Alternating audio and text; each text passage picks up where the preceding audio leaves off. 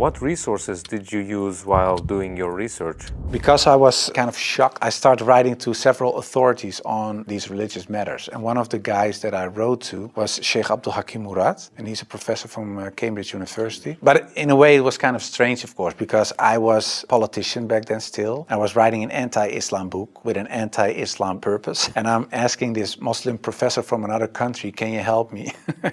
So I told him, I'm writing a book. I have a lot of questions. So I was very plain why I thought, why is Islam promoting terrorism? Why is anti-woman? Why is anti-Christian? Anti-whatever. After, I think, 6 weeks, he sent me a very extensive email. And he started explaining, directly answered a lot of my questions. But he also told me, you have to read this article, read this book, read that book, ask this person. And so he was very extensive in his way of explaining. But in the end, after I read all these books and articles and made a comparison between prophets from the Old Testament with Muhammad, peace and blessings be upon him, I had no arguments anymore to say they are prophets and he is not. And I thought to myself, well, if I accept Moses on these grounds and I cannot accept the prophet, then there is something else. So I thought, why don't I think he is a prophet? And I thought, oh, perhaps because he had many wives. But then again, when you look at Solomon or you look at King David, Abraham, there are a lot of people in the Old Testament that had more wives.